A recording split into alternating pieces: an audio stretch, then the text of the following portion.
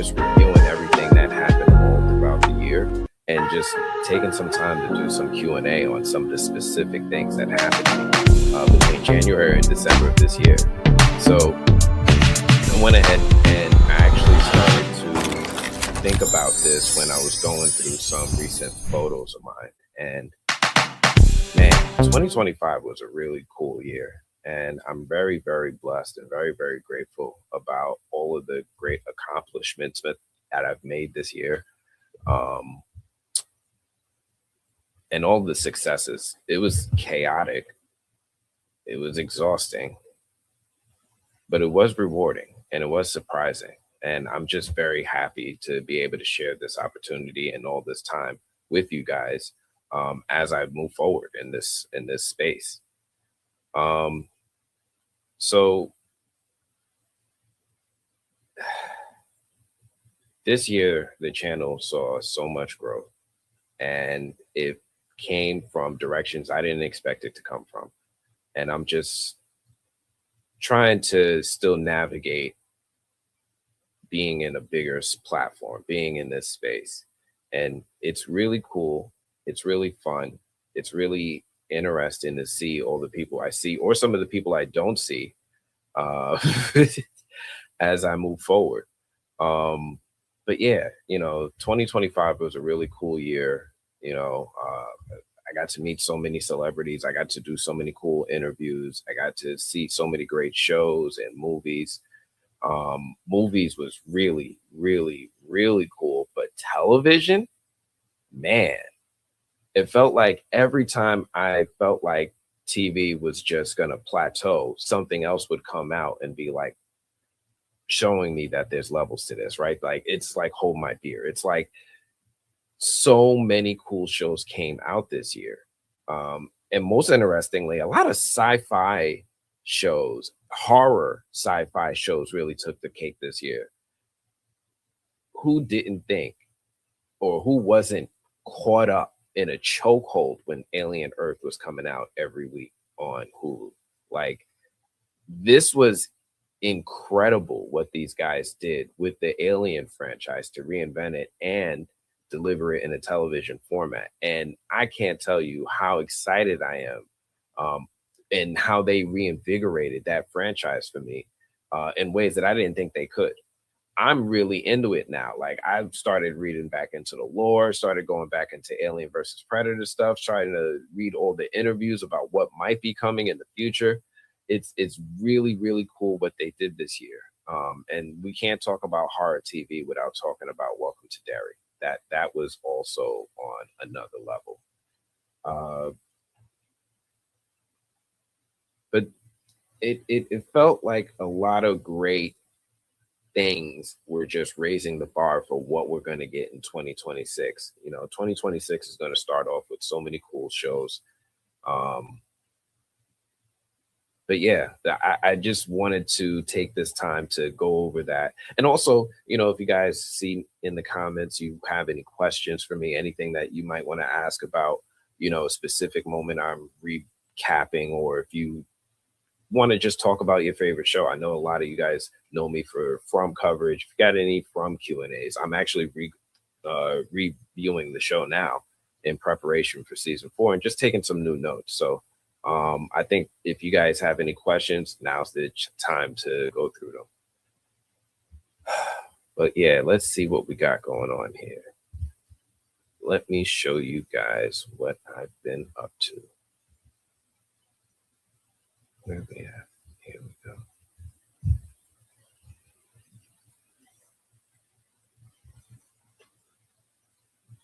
No, that's not.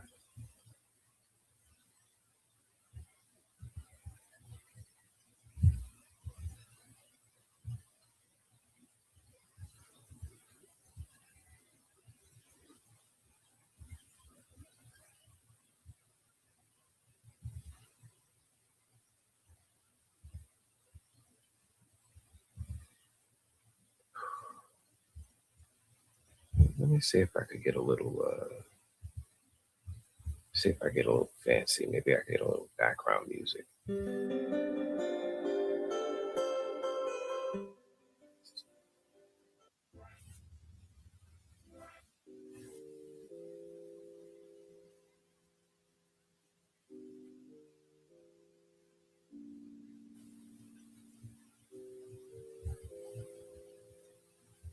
I like that. That's cool.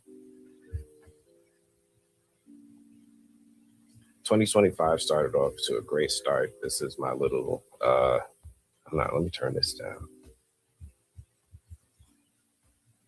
Snack that I started the year with. Um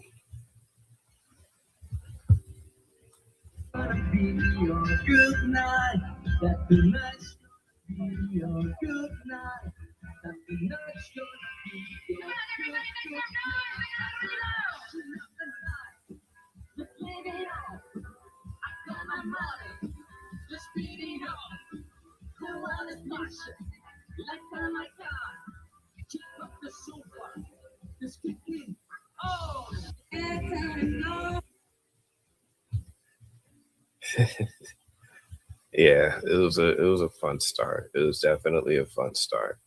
Um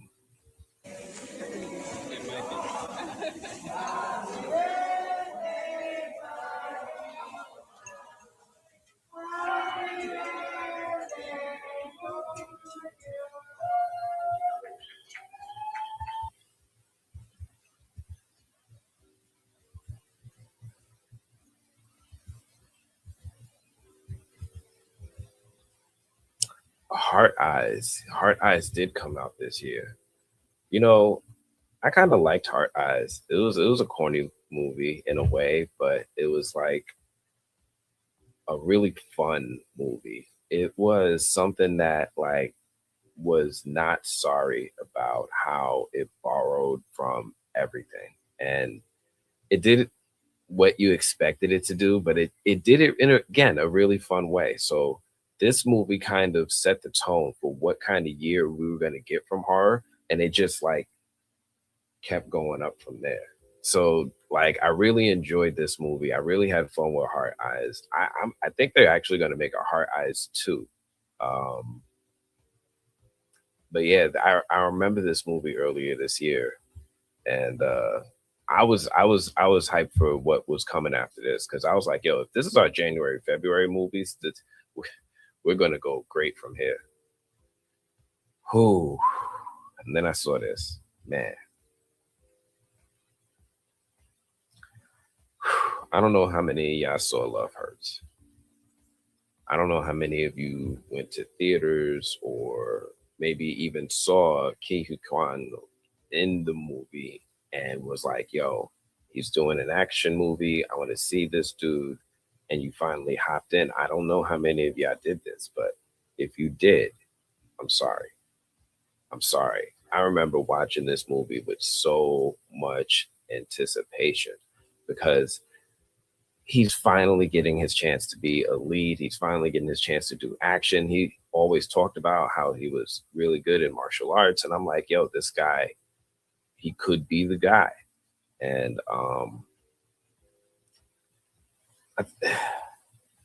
Marshawn Lynch was great.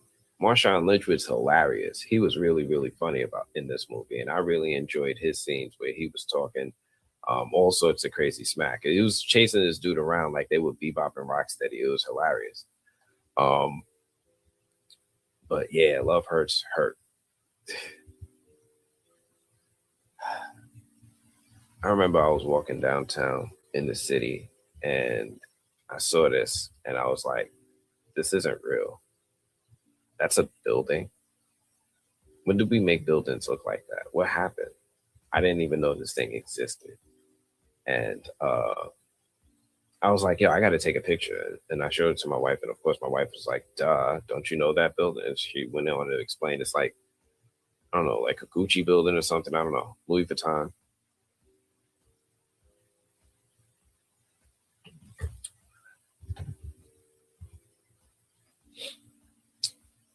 Good morning, good morning, good morning, Keisha. Good morning. How you doing? Oh, let me. Here we go. Um. Oh, this was cool. This was cool. So I got invited by YouTube to hang out and watch the Super Bowl at their private event in Manhattan. And I was like, of course I want to go watch the Super Bowl at YouTube's private event in Manhattan. Why wouldn't I? So I got invited to go watch Kansas City take on the Eagles. It was a great game. Everybody remembers this, mostly, I think, for Kendrick doing the halftime show. But what was really cool is that I got to watch the football game with a whole bunch of other YouTube creators in the New York area. So it was an event open to all New York, well, not all, but I guess invited New York creators to come hang out, chill, connect, maybe see if there's any way to collaborate, all this cool stuff in this place while also playing virtual golf. That was a thing. This was 5 iron golf, virtual golf during football. Jack, the guest bartender.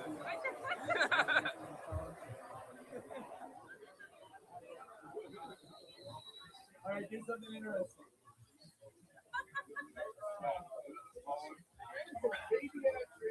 Yeah, the bartender started drinking. Yeah.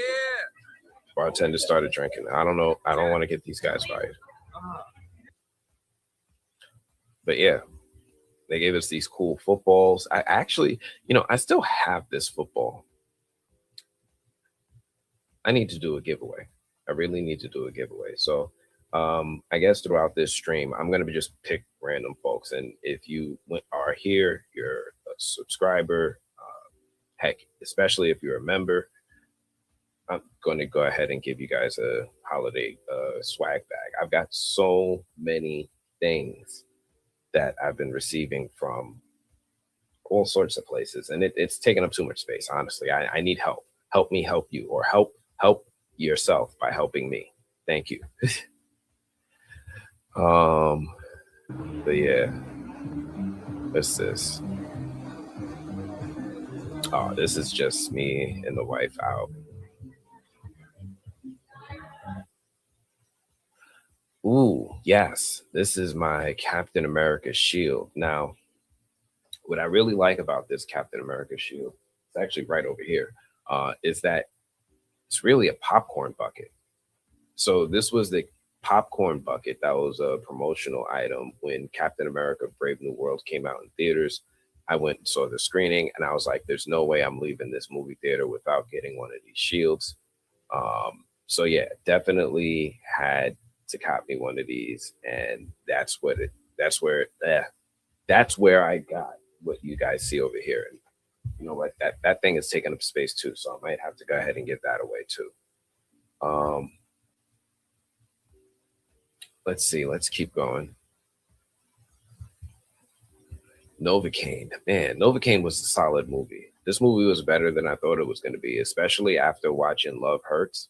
I was like, yo, ain't no way these movies are really going to be popping like the way they used to. But uh, this one actually surprised me. This one surprised me.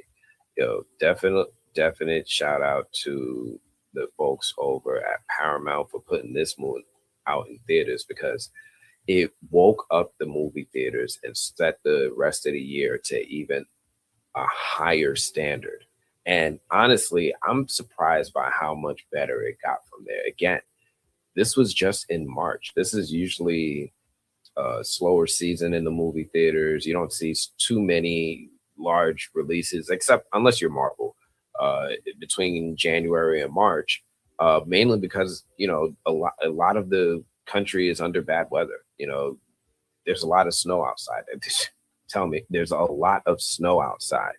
So, a lot of times you'll see more of these more modest releases that come out that, you might just go ahead and find some time to go check out. What's going on, Skylar? Yeah, that McQuaid dude is of good nepotism. you know, I personally don't knock nepotism in a lot of ways. I just knock how many people get to do it, but not, a lot of people I know. It's we're not in that space to offer nepotism. I mean, we're getting in there, but you know, it's still not a lot of us. Um, but yeah, Novocaine was a solid continuation of the year. And again, guys, this is Q&A. I'm just going through the year. I just wanted to kind of recap all the cool stuff that I've been able to see and do throughout the year, and open up a little bit to you guys about some of the experiences. I know a lot of times you guys get to see, I get to like do cool stuff with the New Blurred Order. I get to interview a lot of people. I get to go to a lot of cool events, but I don't think you guys get to really see how it feels. And that's really what I'm trying to translate to you guys. I wanted you guys to get a peek behind the scenes and get a sense of like, yo, how would it feel to be in those shoes? And I hope that comes across to you guys. That's my authentic self right there. Some cool stuff I got to do.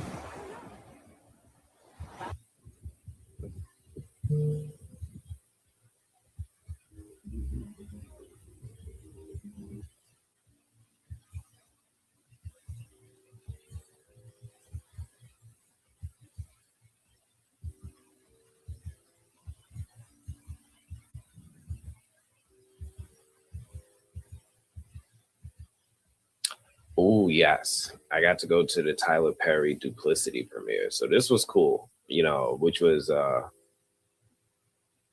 not so cool. It was cool at the time.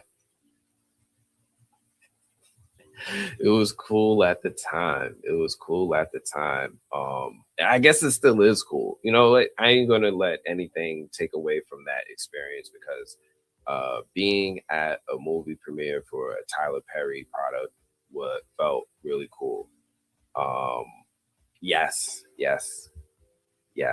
I've seen the news.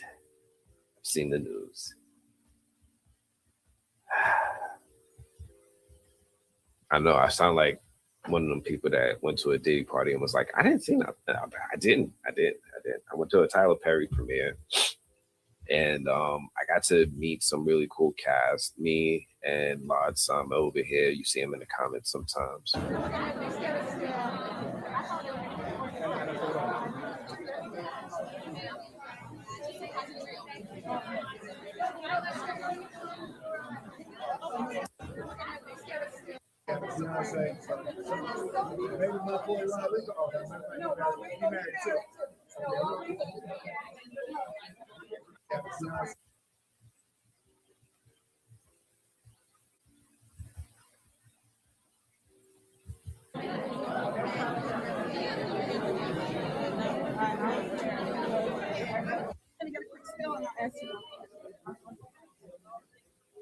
Thank you. This is Melissa. I'm going to get a quick spill.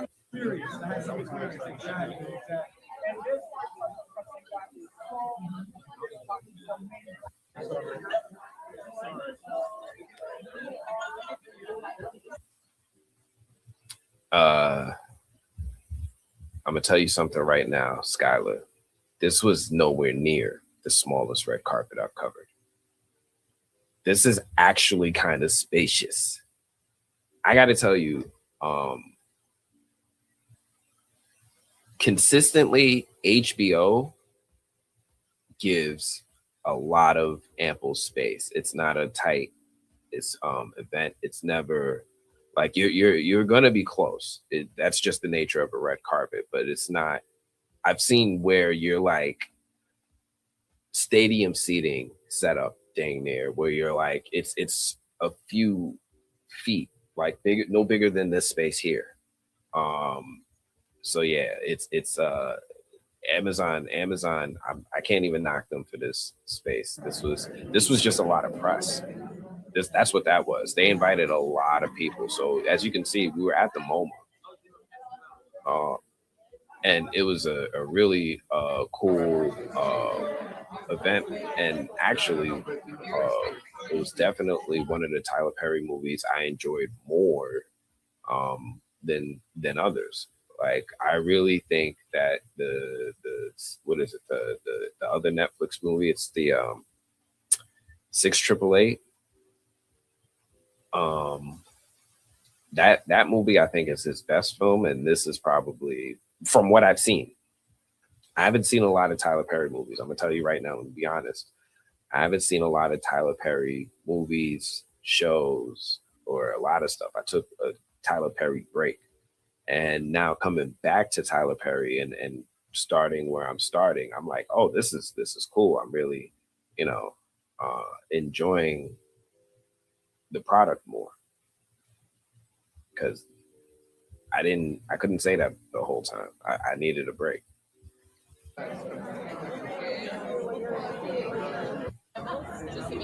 But yeah, this is oh, the woman in the yard. But yeah, that was the red carpet. That was a cool little fun experience. I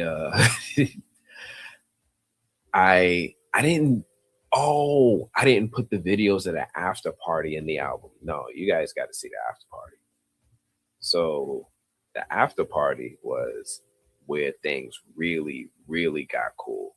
So I've been to a couple of these after parties. They do them, right? They do them after the premiere. And it's a place for the cast to celebrate and enjoy a night out with their team. Um, celebrating all that the release of all their hard work. And oh, it's not in here. Why isn't it in here? That's crazy. All right.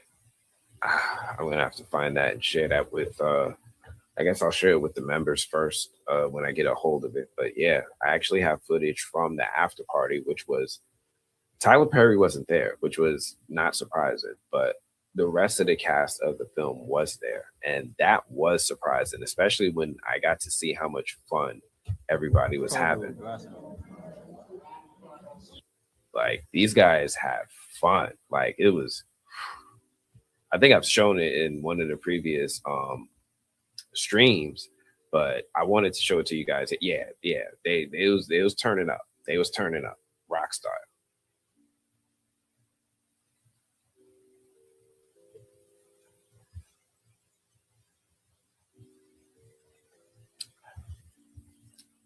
But yeah, that was a really cool, fun little experience. I really enjoyed the whole event being there.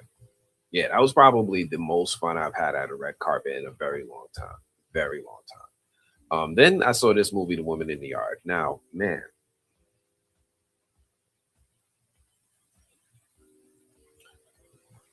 I don't know a lot of people who've seen this movie, but from the people who I know who have seen this movie, their feelings have been mixed.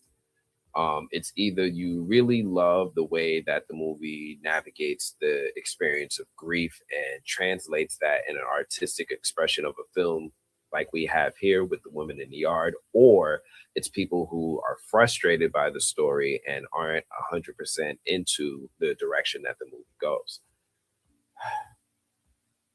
This is a tough one. This is a tough one. I really wanted to enjoy The Woman in the Yard more than I did.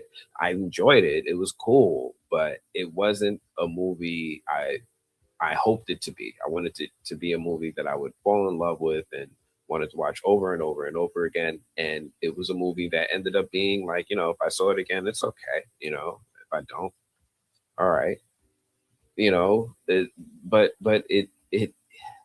it's fine. It's fine. If you haven't seen it, you can see it. If you don't, it's fine. Um, let me see what else can't happen this year. This was one of the screenings. I don't know why I was taking this. I think I was taking this for B-roll footage. Like I used to do this back in the day. I used to take like B-roll footage and splice it together as an intro for my movie review to try to spice it up and make it interesting. But at the end of the day, I just saw a lot of people weren't watching the movie reviews, so I kind of cut down on those. But yeah, this is the effort that I was putting into this stuff. I was like, yo, let me go ahead and get some B-roll footage. So when I review this movie, yeah, this is where my head was at. Then I saw Sinners. Man, I hadn't fallen in love with a movie like this in years. Sinners was it's interesting because I was interested in Sinners because I knew it was Ryan Coogler and I was interested in him doing something with Warner Brothers. And then E-Man like hyped it up a little bit to me and he was like, no, you gotta understand. Ryan Coogler is doing a vampire movie. Like, think about that. And I'm the type of kid who's like one of the 5 people in the world who like loved A Vampire in Brooklyn starring Eddie Murphy. I know it's not his best, but it hit me at the right age where I was a kid who was like, "Oh, this is cool, black vampires. We could do that too." Like this was really um up that alley of what I love to see. And he like sparked that in me. And then I was like, you know what? The more I think about it, the more reason I have to get excited for this movie from Ryan Coogler. And then I started looking at the cast and I'm like, all right, is Michael B. Jordan. He always works for him. And then I'm looking at like, well, wait a minute. Delroy Lindo was up in here? Okay. Wumi? All right. And I started to get super excited the more I started to think about it. It got to the point where uh, we were talking to people about how this movie was something that is going to be impactful when it releases, well before it released, like at least 5 months before release. We are like, wait a minute, Sinners is coming. Sinners is coming. We was like, yo, this is 50 Cent. Sinners is coming. Sinners is coming. You guys got to be careful. Sinners is coming. And this movie delivered. I'm so glad that Warner Brothers let us watch this movie in a big IMAX screen. It was I remember coming out of the movie and doing my out of theater reaction and just overcome with like feeling emotion. I was like, yo, this is the first time I came out of a movie and I wanted to walk right back in, like run it back, run it back. Like I wanted to see that. I wanted to stay in that moment for a while. And Sinners really became a movie that not only was impactful when it came out, but it like resonated. It kept coming up. It kept being discussed. It kept being referenced back to throughout the year. Like they're like, all right, but I don't see anything beating Sinners this year. Like that's the talk. That was the conversation all throughout the year until we started getting into the fall. But for like 6 months straight, Sinners was without question, I would say, the movie that was at the peak of what cinema was doing this year. Um, but yeah, this was a really satisfying release. This was a very um, well thought out film. It's a movie I would still watch again today. It's a movie that can still be done. I'm gonna tell you guys a story. This movie was so dense and thought out and sprinkled with rich detail. Two things happened. One, um, I got contacted by, I guess, this documentary film director who was a consultant on the film for Ryan Coogler to, just talk to me about how Lee. I had written an article about Legion Lee and about the Chinese in the Mississippi Delta, and we started dialogue about that. Um, but in addition to that, my wife had invited me to what I thought was going to be a movie screening. People were just going to like, yo, we're going to get together. We're going to watch Sinners together. It's a screening party. Let's do it. And I thought it was that, but instead it was more like a session where we were in a room full of intellectual thinkers analyzing the film scene by specific scene and then sharing our thoughts and analysis of that moment and what is in that moment that could be easily overlooked. Um, Eman makes it very good case about what there should be a spin-off of this film of those vampire hunting Native Americans. I totally support that idea. Um, those Native Americans just showed up in just a short amount of time. But in that short amount of time, they were so rich with detail that they were oozing with this story that hadn't been told, right? Like, wait, Native Americans hunt vamp. What? They do that? Wait, huh? There's a posse? Wait, hold on. What?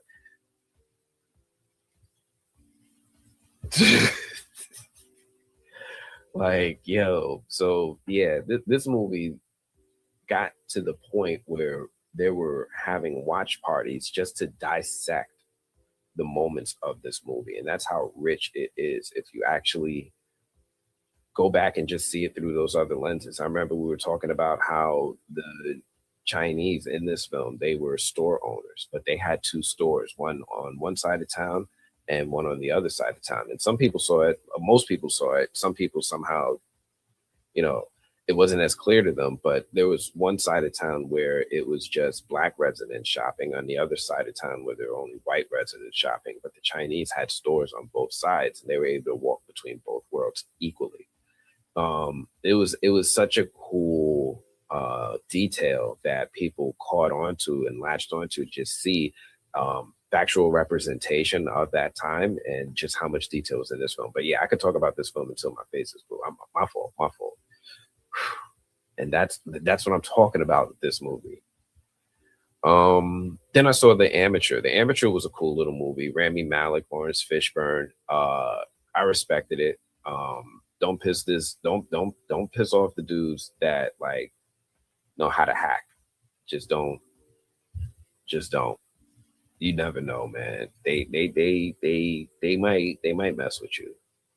And this movie was a reminder of that. It was a cool little film, action film, I guess, with Rami Malek. And I definitely would recommend it if you haven't seen it. It's definitely a fun movie to watch and take in. Yeah, definitely.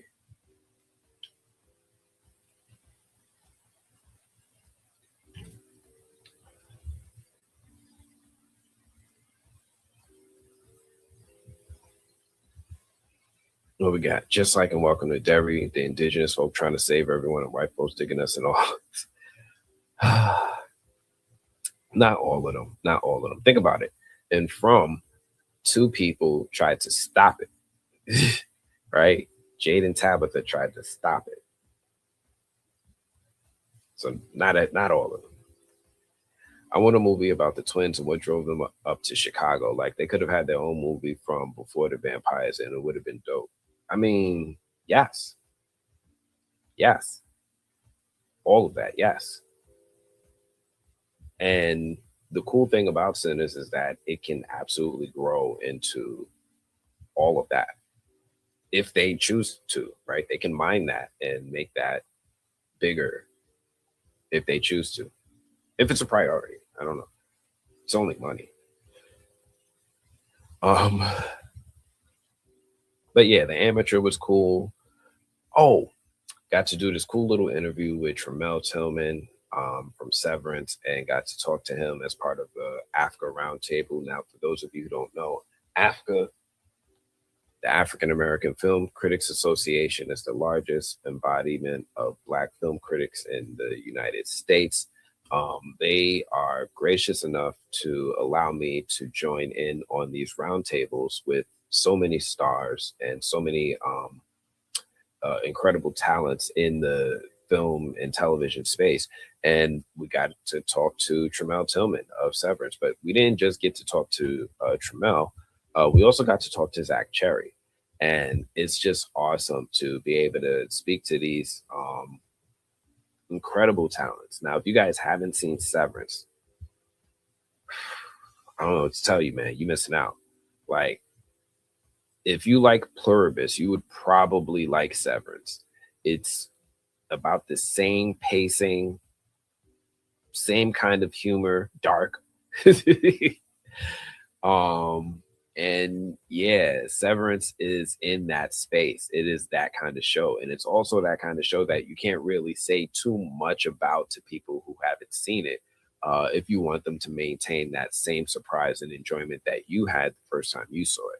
Because this show definitely peels back and reveals slowly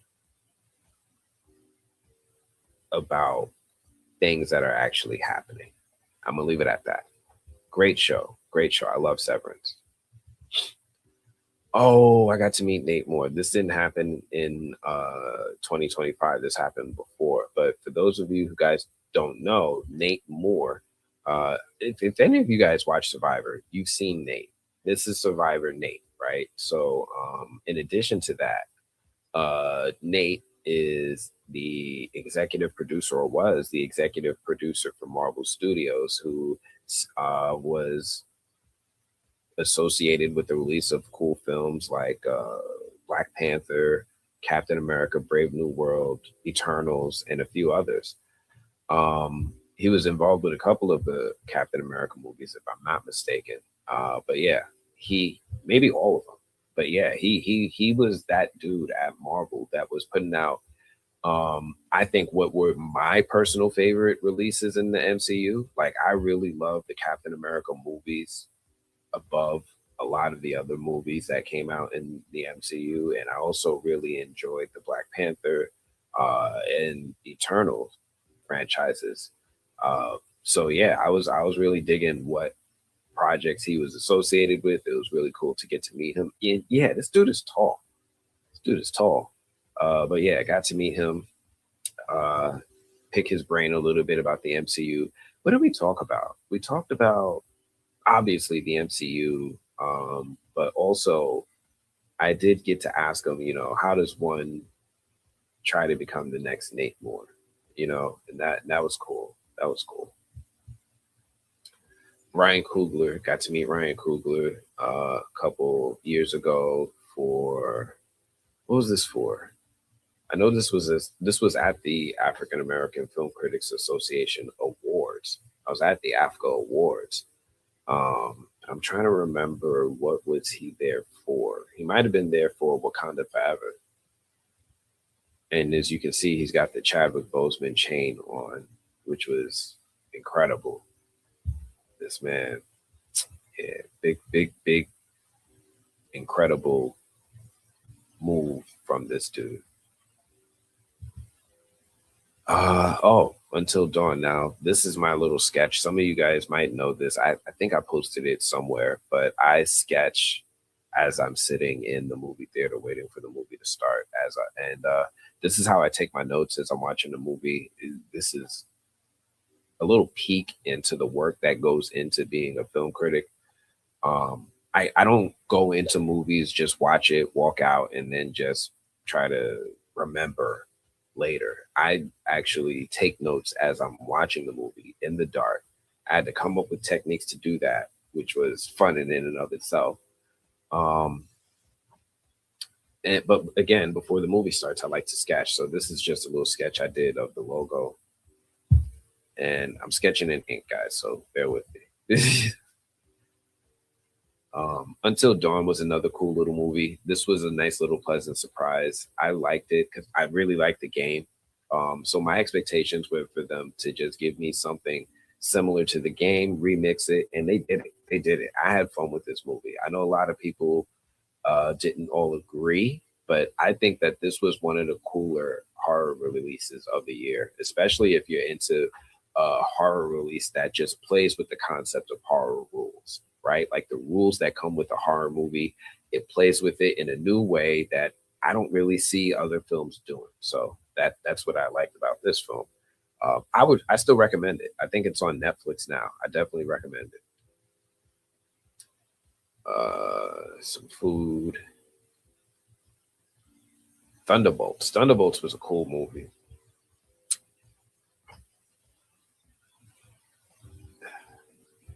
Until Dawn pissed you off. Such a great concept. Hey. It's fine. It's fine. It's okay. It's a movie. Yes, it could have been better. It definitely worked in the confines. He said, "Not go back to the plate." Yeah.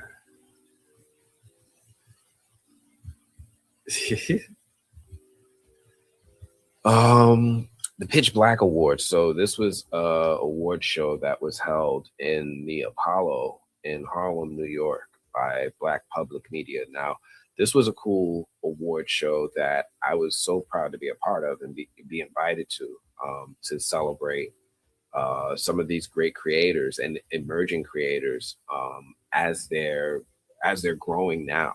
So these are like highlighting both talents that have been in the entertainment space, whether it's in writing, edit. Well, let me back up. A lot of times we see awards that are given to people who are on camera, or if they're not on camera, it'll be like someone close to the camera, like cinematography, sound, director. You'll see awards for those people. This is where we get to highlight people in other spaces in entertainment, including editors, lighting people, makeup people, emerging directors, people who are still creating their short films that are looking for that opportunity to work on major theatrical releases, ideally theatrical releases, so just major motion picture releases. And this award show was held in Harlem, New York this year. I was so proud to be a part of it. I got to attend and enjoy them celebrating this woman, Lillian E. Benson, who is one of these amazing award-winning editors that have been working in this space for years. She's such a and I think sometimes people overlook what it is that the editor does, right? So a lot of times you'll see, the directors and the cinematographers, they'll find scenes to record and they'll figure out the angles, the lighting, and they'll have a vision for how they want that scene to look. But it's the actual timing and transitioning of moment to moment that also helps keep the momentum going of a film. That's just the editors are the ones who determine, what scenes are keeping the momentum of the film going and what scenes need to be cut out.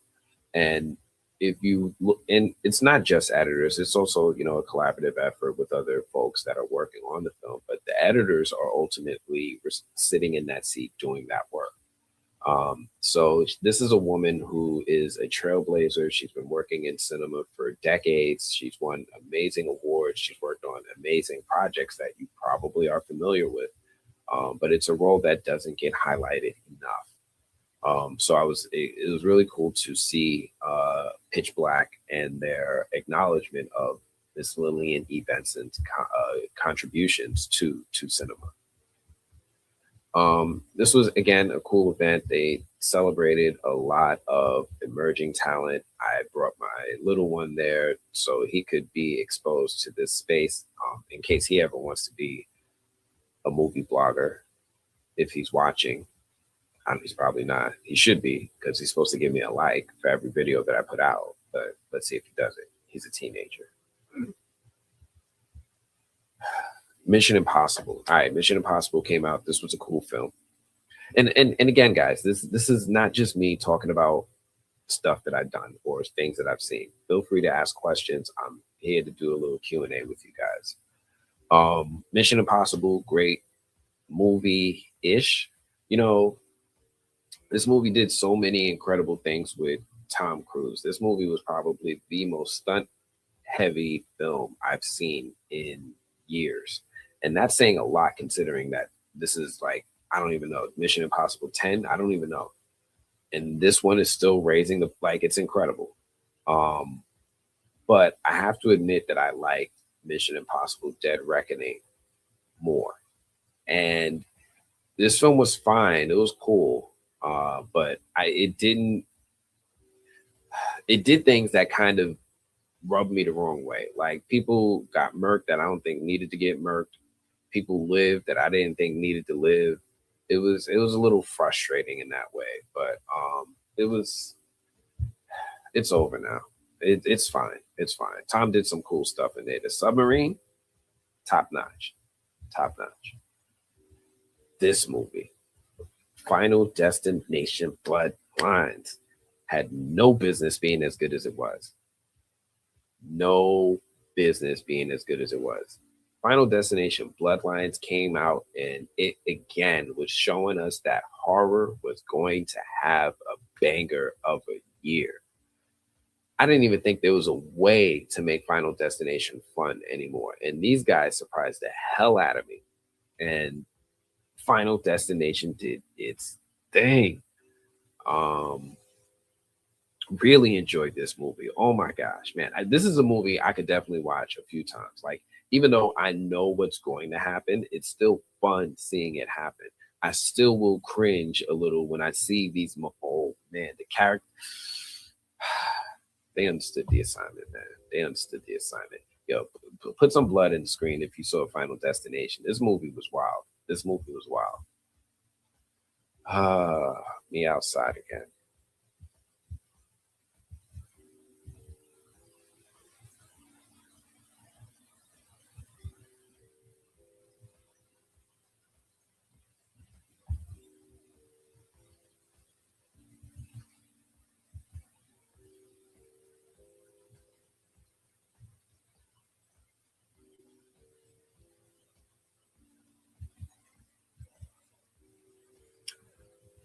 Oh, me at the Superman screening. So you guys may have seen me wear this shirt before. I have this Superman shirt that I had made.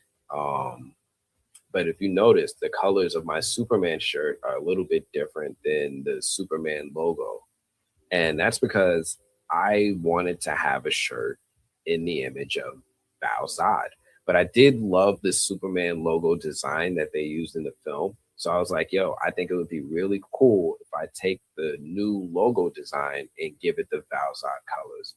If you don't know who Val Zod is, man, please check into who Val Zod is. Val Zod is a Superman uh, variant. He's an interesting one. He kind of reminds me of Wonder Man. Like, he's more of a pacifist. He doesn't really like to throw hands. But he's out there. He's out there, and he's got like a really really cool costume. Um, doing some fun things, yo. Doing some fun things.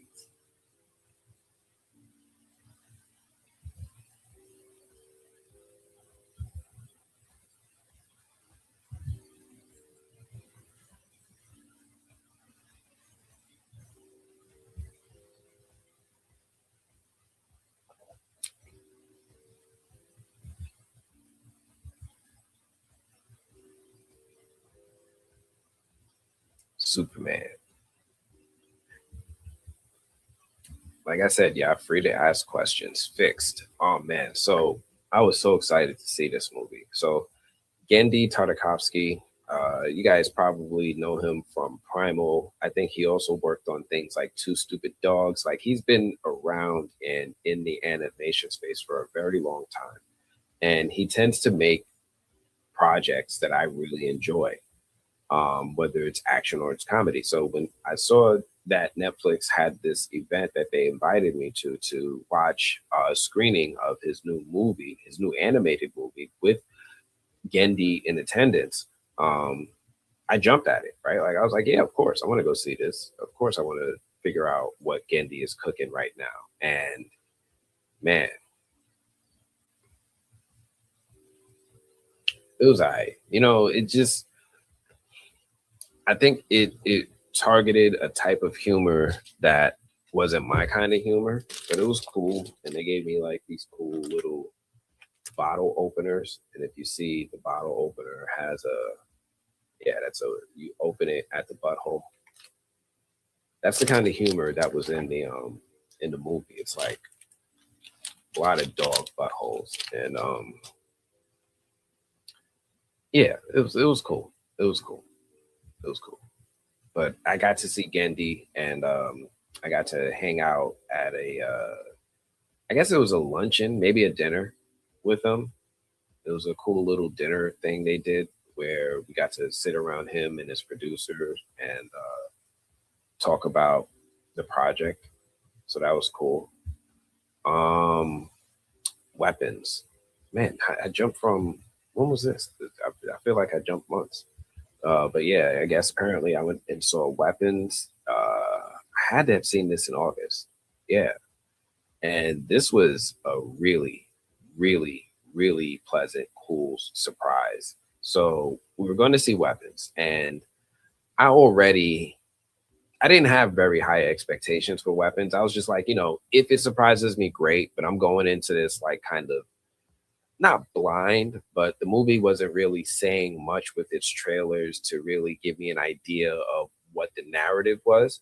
Um, Other than that, kids were running around in the dark, Naruto style. And I had low expectations as like, all right, I like this director's last work. Barbarian was cool, but it left me kind of mixed feelings. Like he's very good at executing moments, but like as far as like the value of narrative and the beginning and ending of or the origin and the finale of a character or a storyline, he's he rubbed me the wrong way.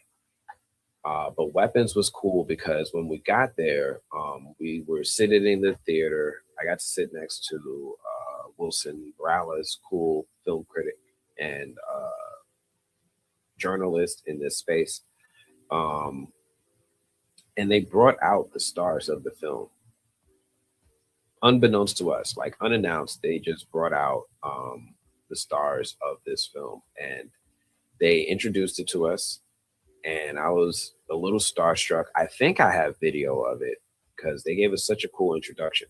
And it was wild because, yo, I feel like we did these people so dirty. I feel like we did these people so dirty, mainly because when Julia and Josh walked out, there was silence. You know how, like, normally when a celebrity walks out on stage, you might think people will be like, oh, applause, applause, applause. Everybody in the theater was dead silent. And the reason was because we were all in shock. But the way that they interpreted it, I'm sure it was wildly different. They were like, oh, these guys are dicks. Like they were just, I felt bad in the end because they came out, like Julia was wearing this beautiful dress. Josh was just like, I'm Thanos, like, he was bringing that right energy, but we were as an audience not helping them. Like if it was WWE, is imagine the crowd is just silent throughout the match. It's like the wrestlers are going to be like, damn, what the, do I suck? Like, so Josh and Julia came out, they did their introduction. They told us about how this movie was, a lot better than people probably are expecting it to be. And they were very, very proud of this project specifically. So it was cool to me. I was like, oh snap, that's the Silver Surfer, like, and Thanos, like, but I feel bad because again, we were as an audience in shock, could not move. I'm sorry. Where's my tab? What's this? Oh, so I think after I left the weapon screening, I walked outside and across the street they were doing the premiere for oh, what's that Amazon show with Chris Pratt? And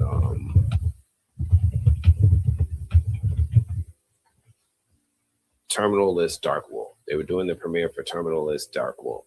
So Taylor Kitsch was there. I think Chris Pratt was there. I know Luke Hemsworth was there. And I was like, oh man, this day is getting better and better. I walked out of a really cool movie with the surprise appearance of, the stars of the film, Josh Brolin and Julia Garner. But then I get to see there's a Dark Wolf premiere going on right across the street. So this is just like the wild stuff that you can just stumble into in New York, especially in Times Square. It's not often that they do premieres at these theaters, but every once in a while they'll release something at the Regal or the AMC in Times Square where they'll have the stars there. I remember I saw the Black Adam premiere there, and they shut down Times Square for The Rock. But yeah, that was a cool thing that happened this year. Got to see Hedda in New York at the Directors Guild building, Directors Guild Association building in New York. So this was really cool. Or was it the SAG building? It might have been the SAG building, Screen Actors Guild. It was one of the guilds, excuse me, but it was really cool because Nia DaCosta and Tessa Thompson were in attendance along with the rest of the cast for this film. Now, I had no idea what Hedda was, what it was about. I did not care. Nia DaCosta and Tessa Thompson are some of my favorite talents in entertainment right now. I have really, really high expectations, I think, for Nia DaCosta's future. I think she's an incredible director. I think uh, she's getting some really great opportunities to showcase her talent. I think she's going to impress people when she gets to spread her wings fully. And then Tessa Thompson, I think she's just great. Tessa's just great. You know, it's just a great talent. So this was cool getting to see this film. But the only thing I don't like about the Guild theaters is if you notice, look at them seats. It's like I'm back in school. Like this is the school auditorium chair. You are more than likely in like if you have personal space boundaries that are like me and they're like a good solid, I don't know, maybe 1.5 foot circumference around my body, that's going to be violated. You might be touching knees with your neighbor or bump knees at some point. Pause. This might happen. Those chairs, man, I don't understand. I don't understand why these places don't have different seating. But it was cool. Oh, and I got to see Nia. She was outside the theater, and she was like, "This is wild," because there was like red rope, the velvet rope that was like blocking audience people from being close to the talent, but it wasn't fully blocked. So as somebody just walking down the street, I just walked in front and I was like, "Hey Nia, can I get a photo?" And she wasn't giving nobody photos, and she was already like getting in her car. Nia got out of her car, came back, walked over to me, and took a photo, and then got in her car. And that felt like the world to me because I don't know, man. I have a really good feeling about her and her talent as a director. I feel like that she's gonna really impress people given time. And this was a really cool moment. Like this is like to me, like when I got a photo with Ryan Coogler. Just wait and see.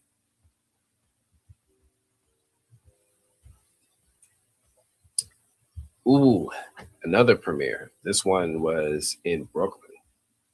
Now I never see premieres happen in Brooklyn. This one happened in Brooklyn, and it was for a really cool FX show called The Lowdown, starring Ethan Hawke, Keith David, Killer Mike, and a whole host of other great people that show up in the show throughout the season. And man, I liked it because it's one of those few shows that go anywhere near Tulsa, Oklahoma. Like at least in the way that it impacts Black people, right? Like a lot of shows, they'll be like, oh, Tulsa, but they just kind of don't really mention it. But this show doesn't shy away of the history of Tulsa, Oklahoma. So I really enjoyed that aspect of it, and I liked what I saw with Ethan Hawke's character so far. He's a cool little journalist. He's cool. It was a really cool show. I am so anti spoiler, but I want to just give you a little bit of setup. So like, he's a author and journalist, and he writes stories for newspapers about, I don't know, wild stuff. Like he showed up at this one family's house, and they thought he was going to do like a story, like celebrating them because of how great their family is and how they contribute back to the town of Tulsa. And instead, he's there and he's like, "Yo, I noticed you have all of these Black artifacts in your house. Like you've got a church pew pamphlet signed by Dr. Martin Luther King. You've got this art from these people that you shouldn't have this art from. How did you get this stuff? And why are you buying up all the Black owned businesses in Tulsa, Oklahoma? And I'm like, what? What? This is what he's asking them? So I was like, all right, I want to see where he's going with this. I want to see where they're going with this. And I really, really, really enjoyed where they were going with it. This was a cool little show, The Lowdown with Ethan Hawke. Solid show, fun one. So yeah. It was cool. They gave me assigned seating and I sat next to, I think it was the editor of the show. He and I got to chit chat it up a little bit. And yeah, it's cool because these guys are always so down to earth. They're always so proud. They're always so excited to talk about their projects. But again, editors don't always get as much attention as I think they probably deserve. It's definitely a thankless role in a lot of ways, but they're the ones that are really making these moments great. Imagine Avengers Infinity War or Avengers Endgame if it didn't just switch moments right when it should have. If Thor didn't just come down into Wakanda in just the right angle and just the right way, or if Cap, Thor, and Iron Man didn't walk up on Thanos and we weren't looking at them from behind the shoulder and they just timed it perfectly with that speech. Like these moments wouldn't hit as hard if not for the editor timing when to do these transitions, when to have a monologue, when you're supposed to hear their voice without seeing their face. Man, they do work, man. They do work. But they also had a cool little after party event right there in Brooklyn as well. I love when they do these themed events for the screenings and the premieres. Ethan Hawke was there. Keith David was there. Killer Mike was there. Everybody's chilling. You get to walk up to them, have a conversation, talk to them, ask them questions. A lot of times you'll see the lead talent just mostly stay near the producers and the executives that are working from the studio. Like they'll usually be arm in arm with those guys. Like, all right, you're the guys who hired me. Can you guys, if you guys want me back, just let me know, my rate. Like they're sitting there, they're rubbing elbows and doing what they got to do with the people who put this project together financially. So you can sometimes see them on their own, but they're usually, active. But I like going to these events. The after parties are always really cool. People were able to go and take photos on the photo wall for the show. They're giving away custom bookmarks. Like they were making bookmarks. Again, this guy's a author and a journalist, but he's also a bookstore owner. So in theme with it, like this place has got like a bookstore vibe. So they gave us these bookmarkers that we could keep that were customized, and they were leather ones, and they had our knit. Like it was really cool. I still have it. It's in one of my books downstairs. Otherwise, I'd show it to you guys. But I got to go here. I got to see Keith David. Man, this was a moment for me. Keith David is one of my favorite voice actors and actors that has been around for a very long time. He and Ernie Hudson were like doing it for me in the 80s and 90s. And I really enjoyed everything that he contributed. This is the voice of Goliath from Gargoyles. Do you remember the speeches Goliath gave to us on a weekday afternoon? Like, yo, he did that. He did that. So this was really cool because like before I took a photo with him, I was just like, I just got to talk to you and explain to you exactly what you meant to me, my childhood, growing up, the example you meant to my household, for me personally. And it does penetrate households when you have Black authoritative or Black role models on television. So yeah, it does. And I got to give him his flowers, so to speak, before taking this photo. So that was very, very cool. Took some selfies. Ran into Killer Mike, took a picture with Killer Mike. He's always cool. Run the Jewels, Grammy Award winning musician. If you don't know who he is, listen, he's an incredible rapper and activist operating out of the Atlanta area. Got to meet him. That was always a great experience. I think this is when I went to the Sukiyant premiere in Florida. So the Sukiyant was this short film that was about a Sukiyant, which is like not quite a vampire. It's like a vampire snake person hybrid that's part of Black folklore in the Caribbean. And they made a music video / short film about this concept and this being, and it was really, really good. They invited me and E-Man out to this premiere, and they had some really cool setup of these figures. They had a really cool luncheon. I'm sorry, but iPhone is not very good for me at times with videos, so it got blurry. But it was a really cool premiere event and party, I guess. You know, open bar, so directors walking around you in a much more intimate space. So it was a really cool, fun time. Got to see the Sukiyant. Got to interview the director with me and E-Man. Yeah, this is his interview, but it's like super noisy, so you guys won't be able to hear it. But and these things made some great content for us on the movieblog.com, which is another great blessing that we have. Movieblog, the website, man, that really took off this year. I think we doubled, if not tripled, in traffic this year. I think we're getting somewhere around 800,000 unique monthly viewers. So that was an incredible accomplishment. If you guys are ever wondering why am I not doing more video content, is because I'm doing a lot of website content, and that's where we're seeing a lot of traction. So just in case you guys are ever wondering, this was, man, Netflix invited me. Man, Netflix is all right, man. Netflix is all right. They invited me out to see a screening of this animated film, In Your Dreams.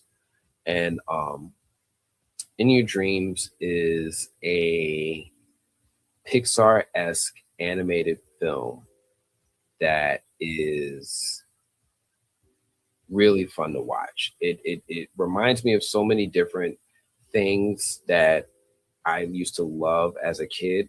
One of my favorite things was this game called Little Nemo, and I think they had like a movie too. And this dude would like dream about and all these fantastical things would happen, or Little Monsters, where you would go into your, like, all these fantastical things that happen after your parents went to bed.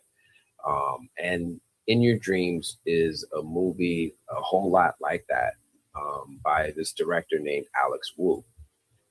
So it was really cool to be able to attend a theatrical screening of a Netflix release, because how many times do you get to see a Netflix movie in a movie theater, right? It's not a lot of opportunities to do that. So that was really cool in and of itself. But then, of course, also the Q&A with the director afterwards, and then the after party, you know, where I get to kind of just have some time to talk to him directly. Cool release. If you guys haven't seen it, I definitely recommend it. It's, if you guys notice, I'm also a member of the Critics' Choice Association, and we just nominated In Your Dreams as one of the best animated releases of the year. So keep an eye out for who's going to be the winner in January. But In Your Dreams is definitely one of the better movies out there. Here's some stuff at the after party. There's the director, Alex Wu. There's Nate again. I wanted to show you guys again. He is on Survivor. I don't know why these photos aren't next to each other, but yeah, that's Captain America and Black Panther executive producer Nate Moore on Survivor.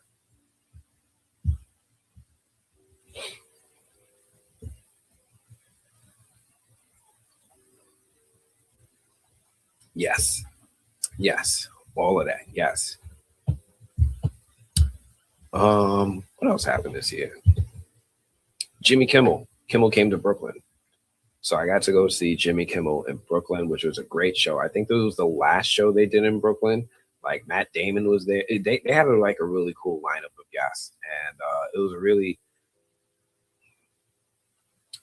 was a really eye-opening, fun experience because I got to see what's in the hot dog, so to speak. So like you got to imagine as someone who works as a creator, especially as like a one-man show like I am for the most part. Um, it's cool to see how professionals do it at scale. And I got to see, how Jimmy prepares. I got to see him on the stage. I got to see him writing in his notebook or his notes, reading over his notes, talking to his producers, making sure to make like all that stuff that happens off camera. I got to see it. And I got to say, it inspired me. It inspired me. I always think about making this show something that's TV level presentation. I aim for it. I don't think I succeed at all, but it is my goal. And it was really cool to be able to go to that and just see how they put that together. We ain't even done yet. But yeah, I had a very, very busy, blessed year. Thank God. Thank you, God.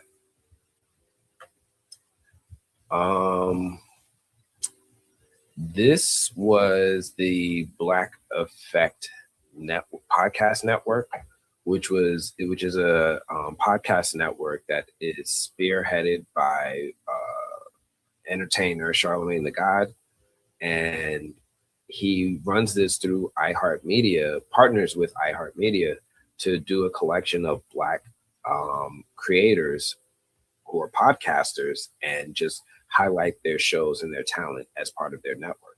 So they had an event just celebrating the anniversary of the Black Effect Network. Was invited to go to that. I brought my other son with me for this one, my oldest one. But it was really cool to be in the space with a lot of other creators. This is Brandon Collins, AFCA member. A lot of other creators, but a lot of other podcasters who are, again, working at a scale where they have 300,000, 400,000 followers, subscribers, all that cool stuff. And see them get highlighted, see them talk about their journeys, talk a little bit about their experiences, and everyone, and just, get exposed to them, pick their brain. It's a lot of cool creators in here, a lot of cool talent, a very cool event. This one was here in New York, so I really, really enjoyed not having to travel far for this. But yeah, this was a nice little event here. Again, thank you, Apple. Thank you. Got to take some pictures with some. If you guys watch Charlemagne on The Breakfast Club, you know who this is.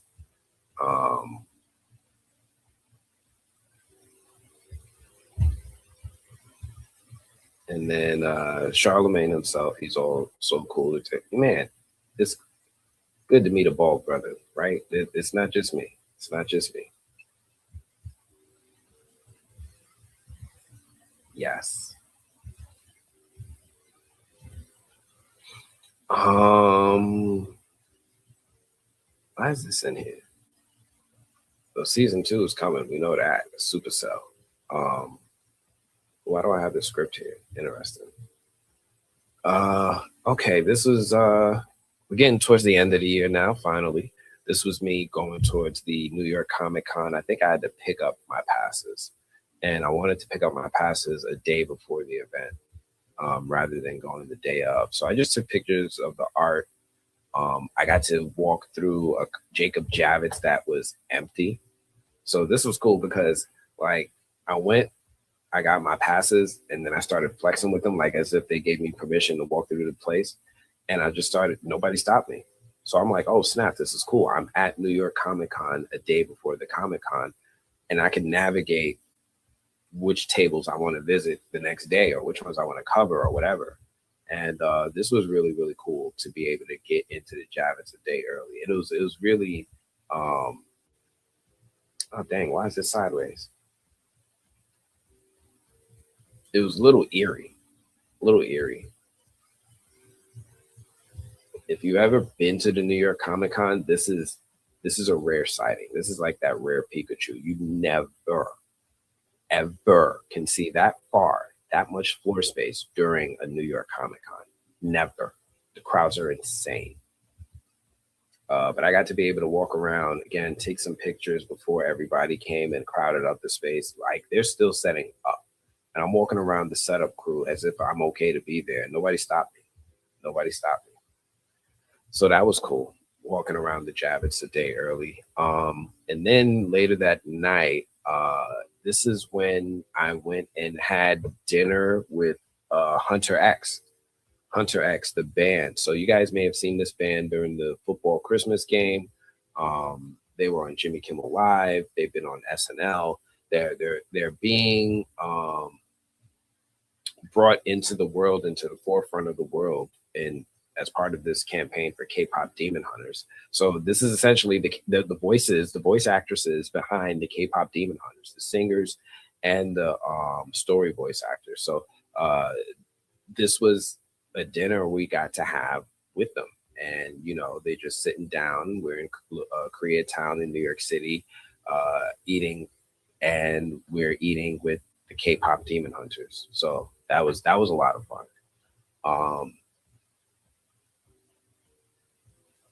But man, that was a lot of food. It was way too much food. It was way too much food. The food just did not stop coming. It was delicious too. But we got to enjoy some really cool moments with these incredible women. We're friends now, obviously. I'm friends with the K-pop Demon Hunters. So just going to put that aura out there. Got to hang out with them, eat with them, hang out with some other journalists. Just to let you know, it wasn't just me. It's a group of us. This dude is the songwriter, the guy with the glasses here. He's actually the songwriter of all of your favorite songs for K-pop Demon Hunters, including Golden. So it was cool to be able to have food with him, and also, again, pick his brain about the incredible things that he wrote and how, sir, how? Because I don't know about y'all, and I'm not ashamed to admit it. I hum and whistle that song Golden to this day. Just randomly, I'll just be walking through the office.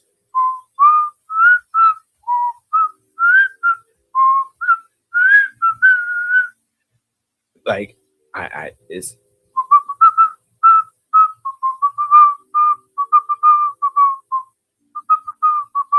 I'm sorry. It was incredible. It was a fun event. Again, I'm friends with the K-pop Demon Hunters now. Famous. I made it, y'all. I made it, y'all. Yeah, like I said, we're friends. Hunter X. So that was cool. Yeah, I said we're friends, right? Yeah. No.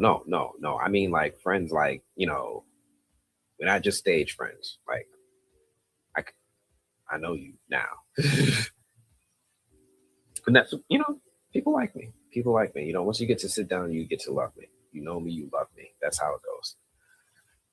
So yeah, and then it was cool. As I was leaving, they're playing Golden. They're playing K-pop Demon Hunters Takedown. As I'm leaving, listen to what's playing. They're playing K-pop Demon Hunters Takedown after I just had dinner with the K-pop Demon Hunters.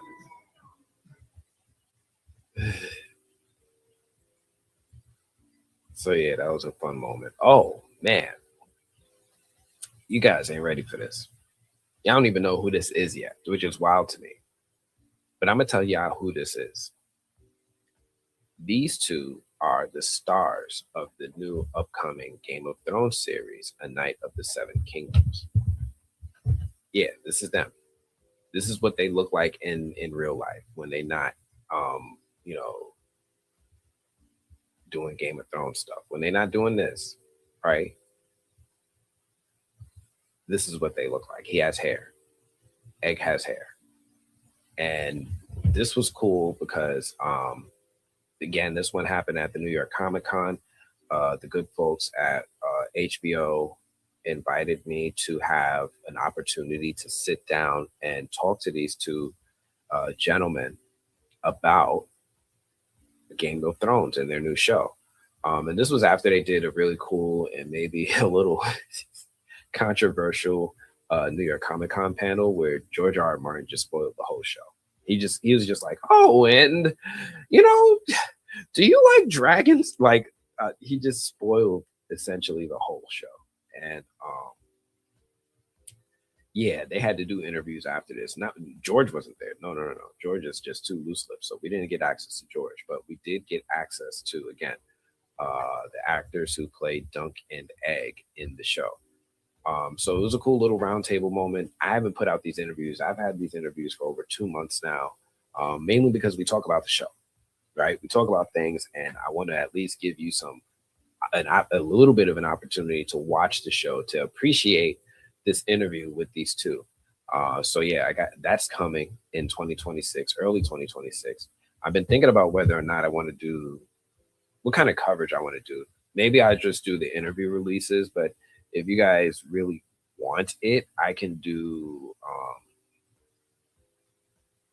I can't say deep dives. Well, maybe, but I have been reading a Knight of the Seven Kingdoms comic by George R. R. Martin to like kind of get a compare and contrast.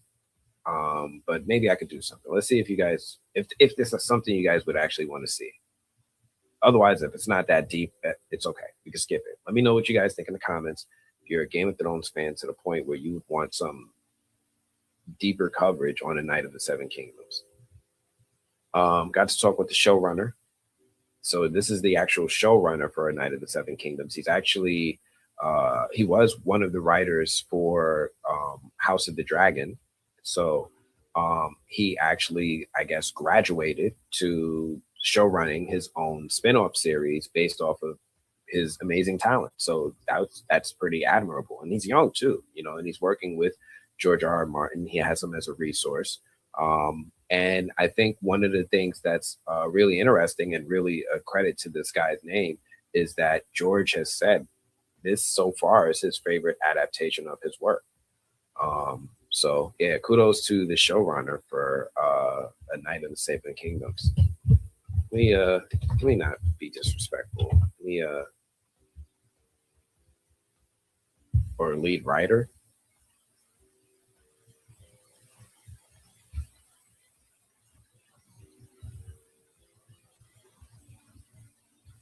Ira Parker. Sorry, man. Whew.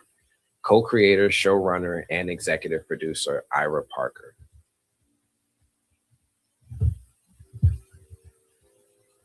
Some more Comic-Con stuff, some cosplay. I actually did get to enjoy Comic-Con while I was there.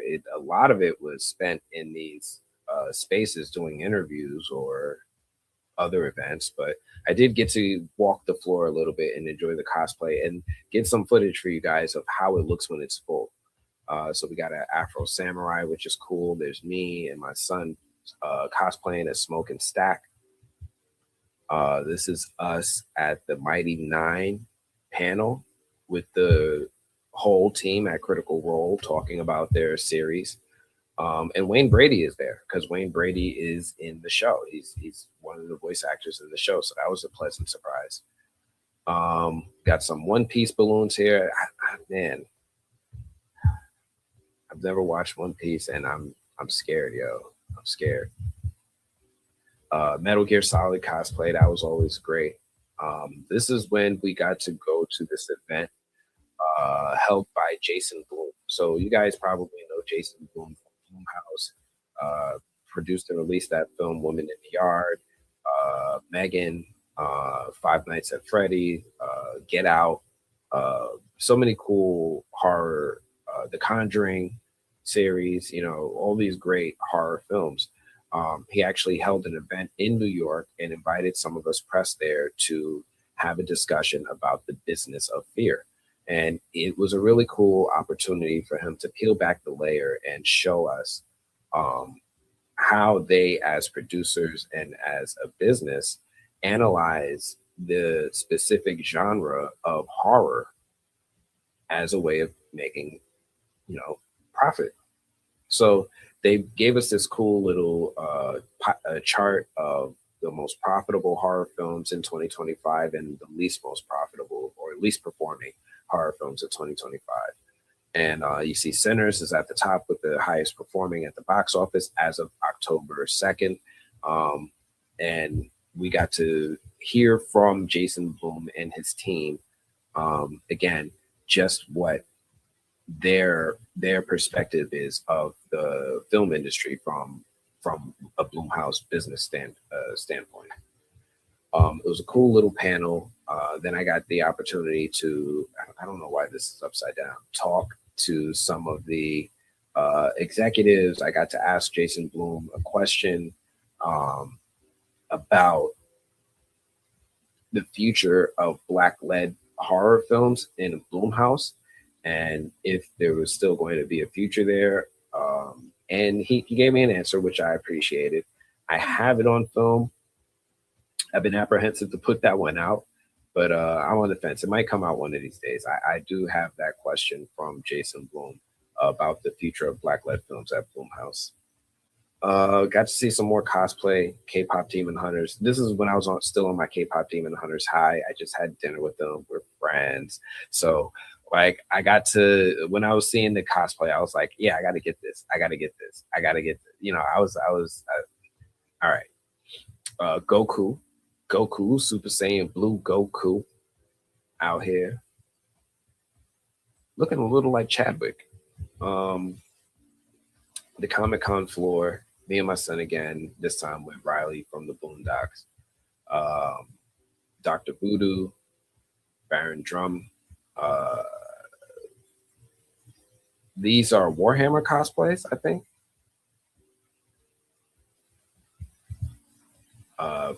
Found another smoke. Found another stack. So I had to take a photo with her. The Marvel booth, which was fun. The Marvel booth was fun. They were like, "Oh, you got to get in line." This Kira from the Blurred Order and Roomful of Blurs. They were like, "Oh, you got to get in line if you're buying." I'm like, "I'm not buying," and she was like, "Oh, okay." So I just walk it. It's always like that with me at New York Comic Con. If I just act like I'm not doing anything wrong, nobody bothers me.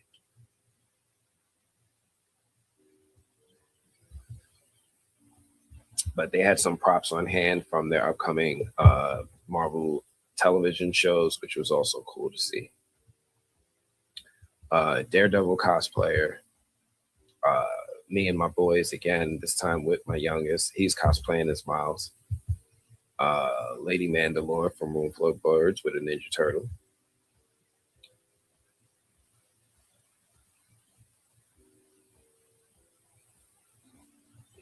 Spidey putting on his mask. The Anne Rice show. The Anne Rice show that's out. Shoot.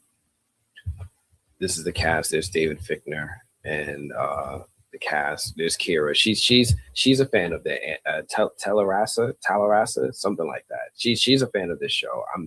Haven't covered this show. I'm not familiar with it. Forgive me, but I know that this was a cool moment. Again, New York Comic Con is really great opportunity for us. It's almost like a little. I won't say it's definitely on par with like a film festival, but it's getting there. It's definitely getting there with the amount of talent that they bring out, the access that we get. They do little press conferences. We get to do one-on-one interviews. It's definitely getting there. Cyclops and Havoc cosplay. I thought that was cool. Oh, this is when I got to hang out with the cast of It, Welcome to Derry. So, you guys have seen my interviews, but again, I wanted to give you guys an opportunity to see what it's like being there. Like, it's weird. I'm just sitting there and I'm like, all right, I know they're coming. And then they just walk in the room and they do little photo ops. And it's like, you got to get your nerves together quick, fast, because it's about to start. So this was my interview with the showrunners, David Fuchs and Brandon Caleb. And man, I didn't know the opportunity. I didn't know I was sitting next to Aladdin from the 1994 cartoon. And I had my moment to do a duet with Aladdin and I wasted it. So if you're seeing this, I need you to know that I need to make this happen. Please, we need to duet. And I know you're working on Crystal Lake and you're busy. You're going to do the Friday the 13th. You're going to try to do the Friday the 13th, what you just worked on with it. Welcome to Derry. And I applaud you, but we need this Aladdin duet. Thank you. But yeah, I got to sit here and talk with them. And this is kind of how it looks before it's edited and put up there. As you guys can hear,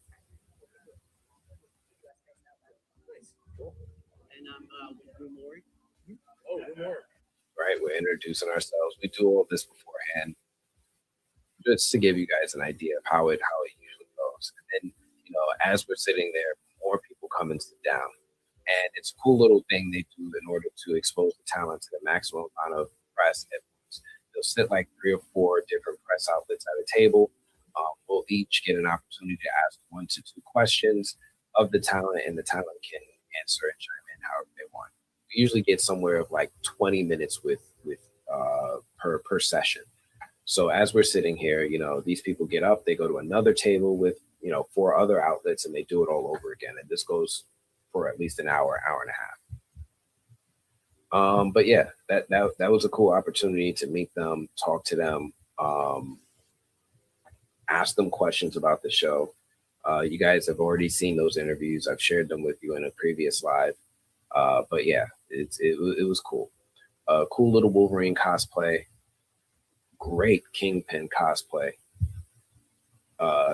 Love the Star Wars cosplay. Had to get Kira, aka Lady Mandalore, in action. Jedi seeing these Sith sisters.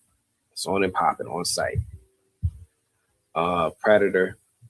And I had no idea who he was playing until later. But this Predator cosplay, it slaps. It slaps.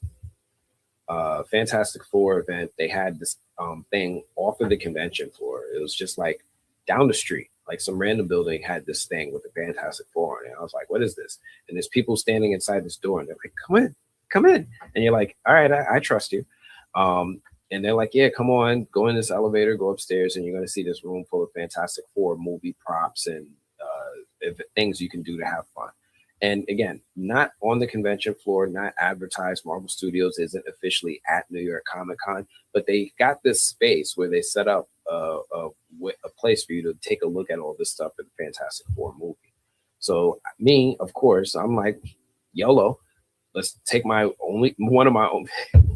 take my youngest son into this building where this person is and trust them. And lo and behold, it rang true. There really was a Fantastic Four thing going on there.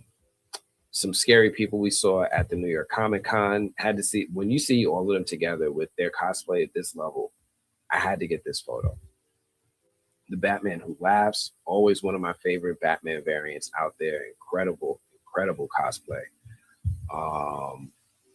White Dino Thunder Ranger.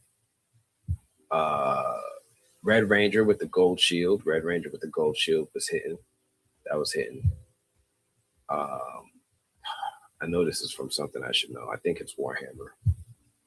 Doctor Doom. The Doctor Doom cosplay was on point, especially considering how close it was to them just revealing the costume. So the fact that he started to make it movie accurate that fast is incredible.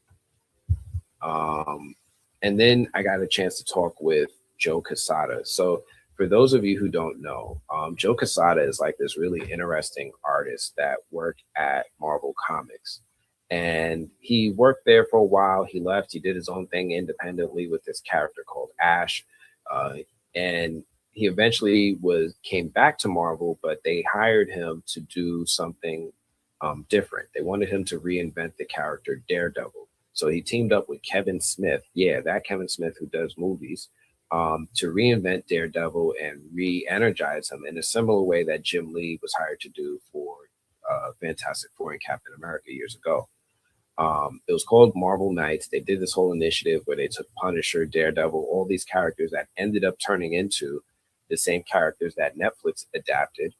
And they created all these stories. So if you're ever like, the Netflix Daredevil, Jessica Jones, Luke Cage, all those characters and interpretations of Marvel's characters was really cool.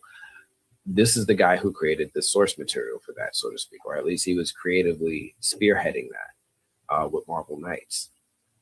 But it went beyond that because eventually Joe Quesada became the editor in chief at Marvel because he was so successful with what he did with Marvel Knights. They promoted him to such a position where he was in chief creative control. And then he was also consulted on in the early MCU. So Marvel used to have this like round table of comic creators that would consult on the story direction of the MCU, right? They were the ones that would help keeping it accurate and in spirit to what comic fans loved about these characters and made them true to their characters. So they used to have this group of people. I think Brian Michael Bendis was on it, Joe Quesada was on it, and others, Joss Whedon, and they would consult on the MCU. So I loved getting to meet this person who is like one of the unsung heroes of the MCU. So like when you think about MCU and them being true to things, like the fact that Agents of S.H.I.E.L.D. was able to be accurate between the show and not step on the toes of the films for as long as it did was because of the efforts of this group of people, right? Like they were the ones that were not just making sure all the stories were consistent, but again, the characters were behaving in a way that people wanted them to. So I got to talk to him. He did some comics recently that got a lot of attention. And one of the things I wanted to ask him was to just kind of verify, like, yo, this stuff happened, right? Like there really was a group of y'all consulting with the MCU, right? He confirmed it for me. And I have this interview. I never put this interview out, actually. Like this interview still is not released. It's just. Okay, bro. I debate with my friends, and I give you a lot of credit with them for the early stages of the MCU. Right. So like this is just a cool moment for me. I'll probably put this out eventually soon too. Members first, of course. But yeah, this was a cool moment for me because I know who these comic creators are and I know how to spot them. And he was just standing there. There was no line. I was like, this is crazy. Let me buy his comic. Let me pick his brain. And I started yelling at my kid, take the video.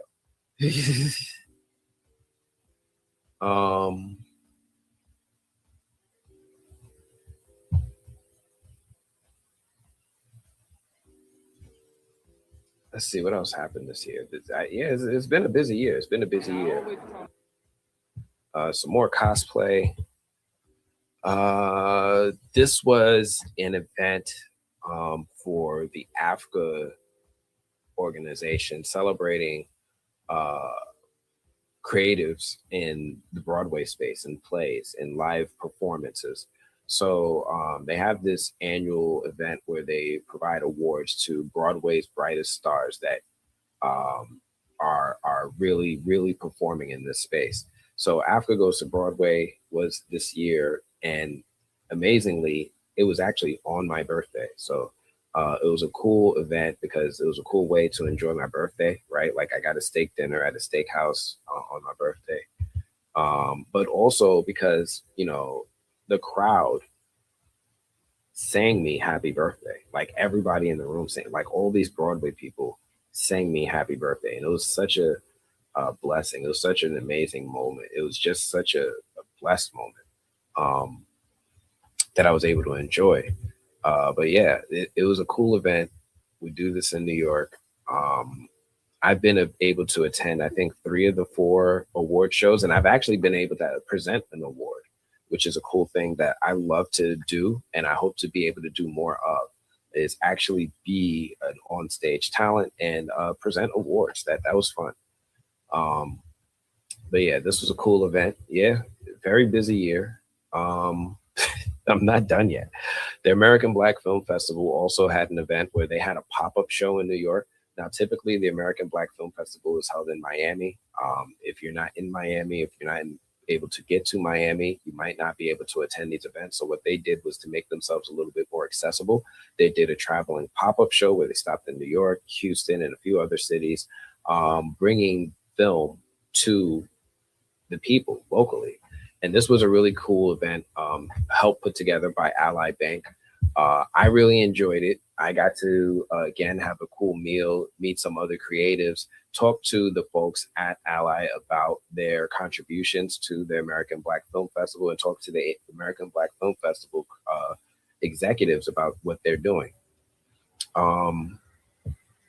So yeah, that was just a fun little event. I did a video. I did a article on the movieblog.com. You can definitely check those out. This is just my neighbor ODing. Like, I have a neighbor who goes hard with the holiday decorations, and I always just want to give her so much credit and highlight her talent, because she is really doing her thing for Halloween. Yo, what's good, everybody? Anthony here with TMB, The Correct Opinion. The American Black Film Festival just touched down in New York City for the ABFF pop-up, and it was all vibes, culture, cocktails, and conversations that actually meant something. We kicked things off at the Ally ABFF Media Mixer, where Ally Financial dropped real gems about money, wellness, and creative freedom. Because listen, it's hard to make art if you're Rent's the real villain. Then came The Fisherman, the Ghanaian dramedy that had us cracking up 1 minute and holding back tears the next. It's funny, soulful, and somehow makes a talking fish feel like that one uncle who always got life advice nobody asked for. Director Zoe Martinson and producer Corey Jackson broke down how this story grew from a short film into a full feature. Shot on location in Ghana with heart, humor, and a whole lot of community. ABFF's pop-up in New York City reminded me that the Black creative economy isn't coming. It's already here, and it's global. Shout out to ABFF and Ally for giving these stories a stage. Anyway, that's all I got for this one. I'm gonna check y'all later. Peace. Yo. Oh man. Then of course you guys might have saw this. This was my Halloween costume. I put on the Sinner's costume one more time, but this time I went all out and I got some makeup done. So yeah, I was in full bloody stack mode, and yeah, the vibe was real. I went to a costume party, won the costume party, me and my wife, because we were just killing it. Like, it was one thing to sit here and be dressed accurately, but another thing, the food, the makeup. And we would find in so many places to take photos. After putting all that money into time into the makeup, we had to take some time to get these photos. Now, for those of you who were able to check it out, where did I put it? I actually have a video of me putting the makeup on.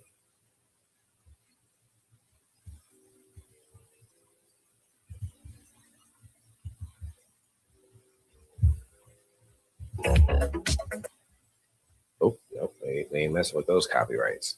No. But it's the whole process of me getting the Glasgow smile and a couple of scars on the forehead.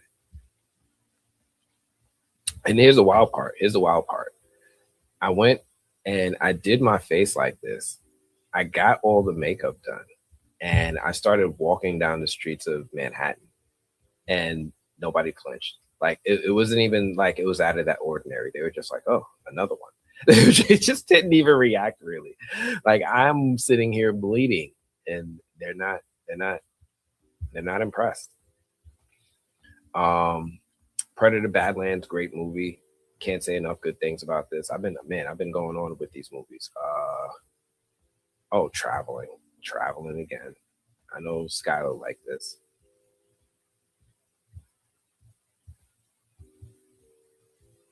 Yeah, man, you gotta live, man. You gotta live.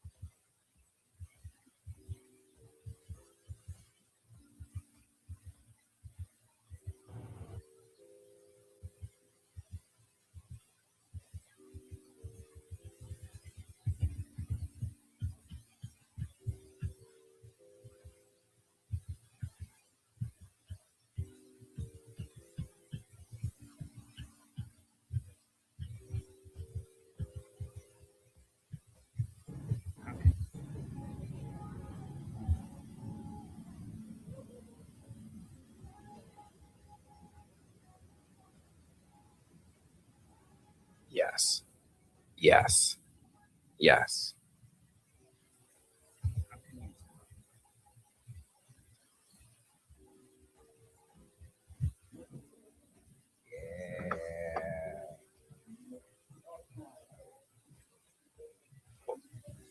Yes.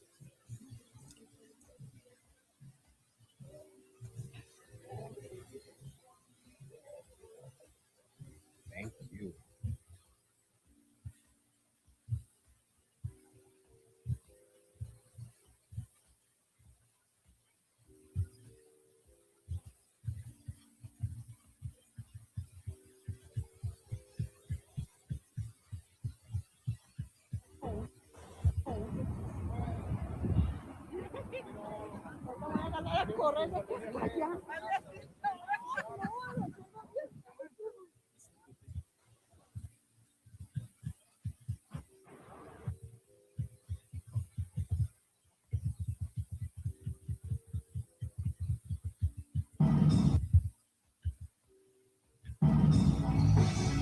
Here I am. Alan, the one on the right side. Do you hear something? The Banderas Bay is located like in a San Andres spot. They call it Ring of Fire. Yeah. It's like a big scratch from the inside.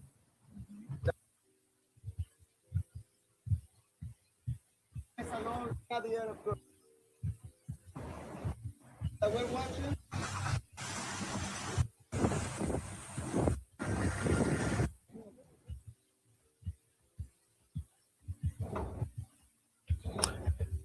Oh yeah, Netflix.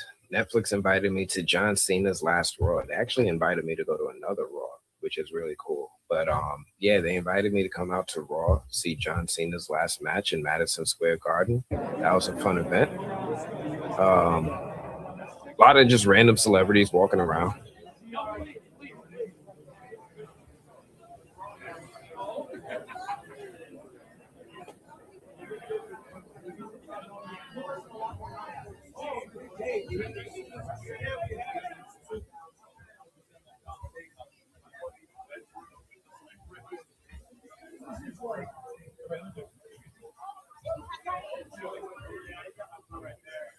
I think that's the Gangsta Granny.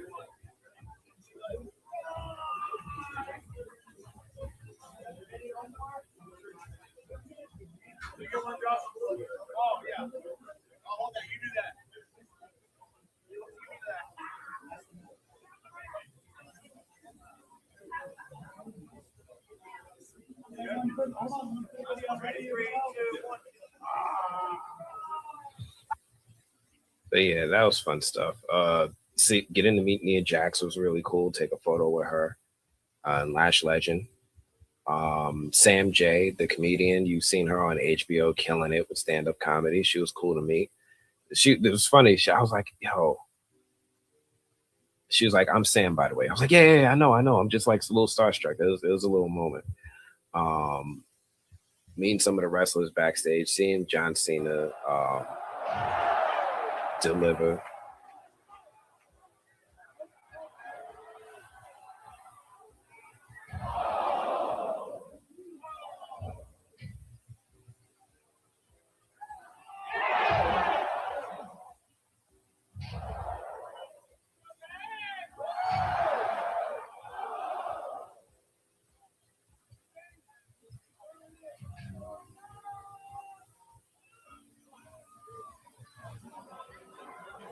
I don't know. I like wrestling. This stuff is funny to me. John Cena's getting his ass beat.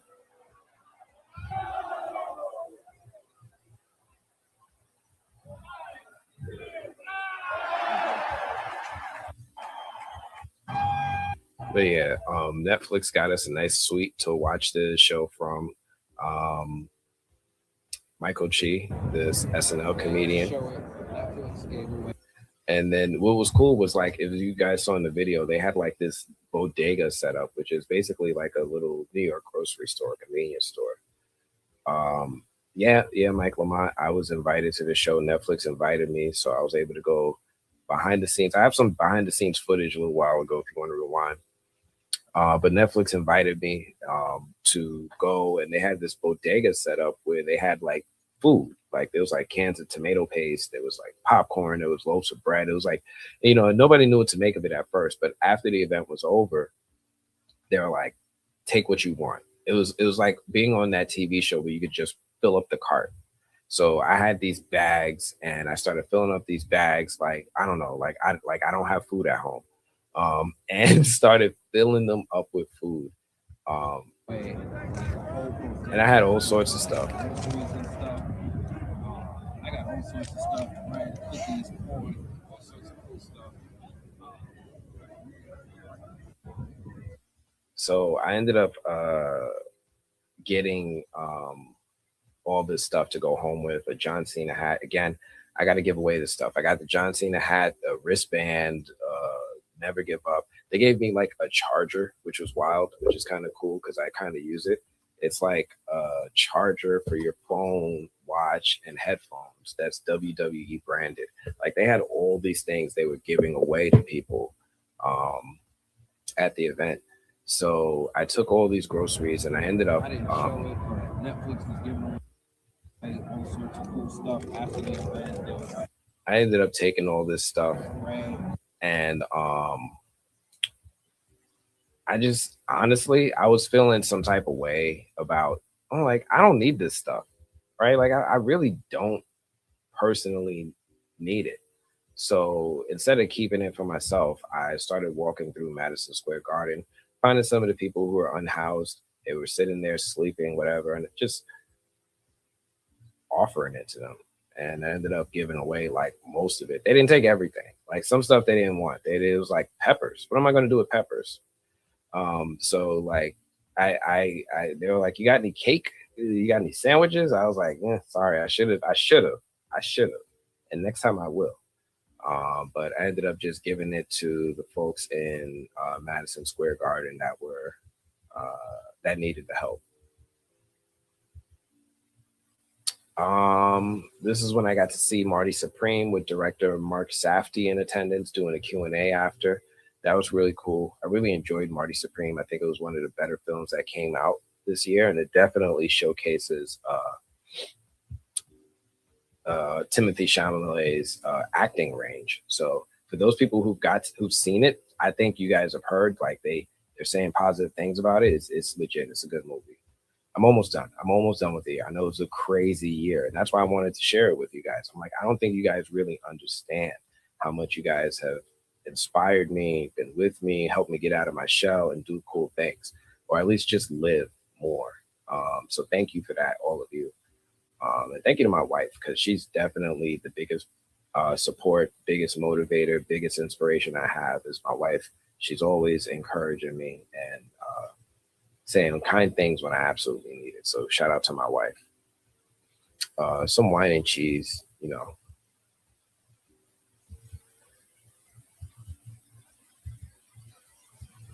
Oh, so these are some of the things that I get in the mail. Take a moment to give you guys an idea of how cool some of these things that we get from as critics can be. Now, I recently had the chance to see this movie, Marty Supreme. Now, the movie. All right, this is a long introduction. I basically am saying I got some cool stuff. Here's an unboxing. So yeah, this is a really cool thing. I only opened it for a second. I wish I would to get the video going, but in case you guys don't know, Timothy Chalamet is involved with the marketing for this film, Marty Supreme, and I have to say, this shit surprised the hell out of me. The ping pong balls, When you guys get a chance to see this movie, you'll understand the significance of the ping pong balls in the film. But some cool stuff. I'll probably put it out for the members. You get the full video. Is to hold all the ping pong balls. Some chocolate, some water bottles, materialists. And these are things I need to give away. So the new Blurs, Vince, thank you so much for having us and hosting us. We had a retreat with the Blurs where we finally got to meet and live streaming with these guys for like over a year now. And this was the first time we actually got to meet in person. So there's Vince tall ass. He's so tall, which is not even fair. He's over here. He's got a lot going for him. He's got a lot going for him, and the height is just pushing it over the top. That was just unnecessary, guy. Like you didn't have to do all that. And then there's Yaz, of course, the model, looking great, hanging out, and we got to meet in person, which was really fun. And we got to hang out for a couple days, and this giant mansion that they rented that you guys can rent too if you're in the Orlando area, you want to be near Disney.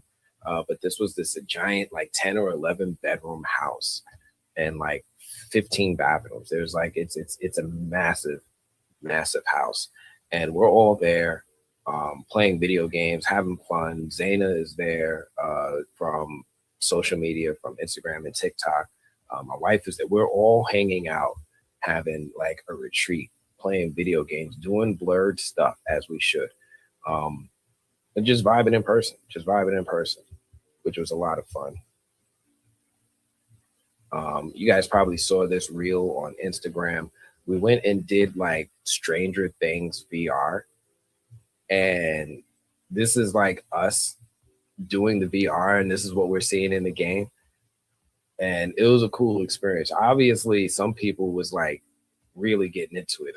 They kicking feet up and all sorts of stuff. It was a wild, fun experience. But I was sitting here like cool, calm, and collected. Like I got this. Like I am the one. But this was a fun experience. We got to do this VR experience with the squad. Where did I get this? I don't even remember where I got this, but this was some good ass food. This was at this restaurant we went to in Orlando. Just me and the wife had a quick little date. This restaurant was cool. This restaurant was really cool. I got me some really good chicken and waffles. When I remember the name of it, I'll share it with you guys. The biscuits and butter.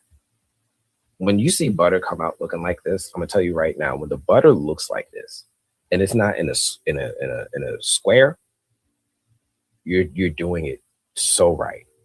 Enjoy. Ask for more.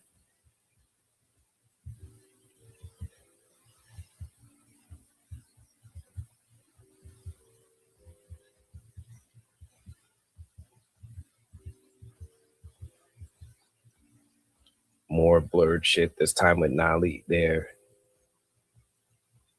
And a cellist. I think you guys need to understand. I think you guys really need to understand when we hang out. Like I said, this is a like 10 or 11 bedroom house. And man, I got to go back and I find the footage because I started going through all the bedrooms by myself because each bedroom is themed after a different thing. It's like a Scooby-Doo bedroom. There's a Up bedroom. There's a Transformers bedroom. There's a Simpsons living room hangout area. Like every room is decked the hell out. There's a Pokemon room, like Super Mario with Super Mario hats that you can wear. Like they have a Mario and Luigi hat just for you to wear while you're in the Super Mario room. This is crazy. And while we're here, we've got a cellist just.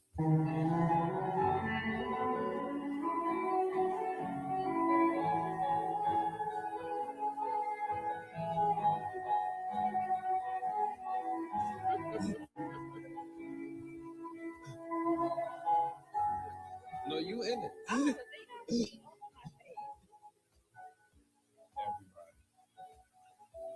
you like it?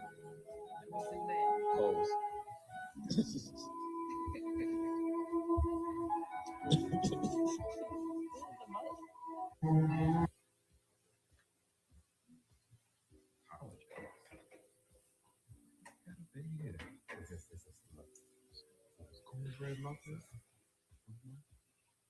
This is Thugnificent telling everybody to tune in to New Blurred Order.